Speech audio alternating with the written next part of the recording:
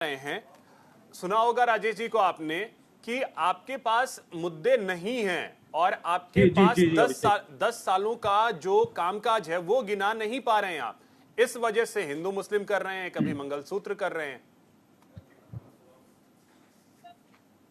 जी अभिषेक जी नमस्कार। मैं जी। इनको बताना चाहता हूँ मुद्दे हमारे पास क्या है। आज आज हम जनता के बीच जा रहे हैं, अपने काम को लेकर जा रहे हैं। हमारे यशस्वी प्रधानमंत्री जी ने, आप देखिए रक्षा के क्षेत्र में देखिए, हमारा जो रक्षा बजट था वो 2.29 लाख करोड़ था, वो आज 5.96 यानी कि 6 लाख करोड़ के करीब हो गया रक्षा बजट हमारा। हमारा जो प्रति व्यक्ति आय है वो डबल हो गई है। आप देखिए 11 करोड़ से ज्यादा किसानों को हम 6,000 रुपए साल के दे रहे हैं। 11 लाख करोड़ सब्सिडी हमने खाद के दी है, जो आज संसार में 3,000 रुपए का बैग है खाद का, वो हम 300 रुपए में मुहैया करा रहे हैं। 34 लाख करोड़ हमने लाभार्थियों को सीधे बैंक खाते में दिए हैं। हम विश्व की 5वीं अर्थव्यवस्था बन गई। हमने धारा 370 खत्म किए, जिसमें कहते थे कि अगर आपने उसको हाथ भी लगाया तो कंधा देने वाला नहीं बचेगा वो तिरंगा को। उसके बाद में आप करते हो बातें किस चीज की? सुप्रीम कोर्ट की। आपको शर्म आनी चाहिए। आप मैनिफेस्टो में क्या लिखते हो? सुप्रीम कोर्ट के ऊपर हम रिटायर्ड जजों की कमेटी बैठाएंगे जो मॉनिटर करेगी। तो आप क्या चाहते हो? आप सुप्रीम कोर्ट को भी अपने अंडर करना चाहते हो? तो आपने किस तरह से देश को चलाया है। अब मैं आता हूं मुद्दे की बात पे, जो आज आज बहस का है, क्योंकि इन्होंने घुमा दिया।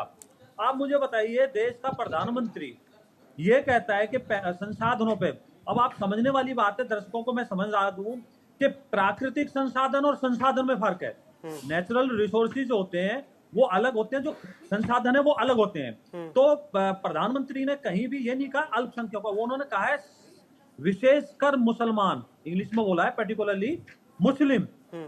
तो मुस्लिमों को आप हक दोगे, क्या दोगे? कि जो राहुल गांधी जी ने बोला है अभी साउथ में, उनके जो वहां क्षेत्रीय भाषा में जो अनुवाद करे तो उन्होंने साफ बोला है कि भाई हम एक सर्वे कराएंगे, किसके पास कितनी प्रॉपर्टी देंगे। अब आज का भाषण देखिए, जो कांग्रेस पार्टी का थिंक टैंक है पित्रोदा जी, वो क्या कहते हैं कि अमेरिका की तरह अगर किसी की डेथ होती है तो उसका लगभग 50%, 55 या 45% जो है वो सरकार को चला जाएगा। और सरकार इनकी कांग्रेस की क्या करती है वो मैं धज्जियां अभी इनकी उड़ाता हूं कि 7 मार्च से पहले, एक यानी कि 6 मार्च को इन्होंने 123 प्रॉपर्टी वक्फ बोर्ड को दे दी। वक्फ बोर्ड को कौन करता है आपको भी अच्छे से पता है। और कहां की कर दी? लुटियंस जोन की, जो कनॉट प्लेस में आती है, लोधी रोड के ऊपर आती है, मिंटो रोड के ऊपर प्रॉपर्टी आती है। उस टाइम का उसका वैल्यू 150 करोड़ था। तो आप मुझे बताइए, किस मुंह से आप कैसी बातें कर रहे हो? आपका मैनिफेस्टो बोलता है कि आप मुस्लिमों को आरक्षण भी दोगे, उनके कपड़े कैसे पहनेंगे, वो खाएंगे कैसे, उनको विदेश भेजोगे, उनको पैसे दोगे।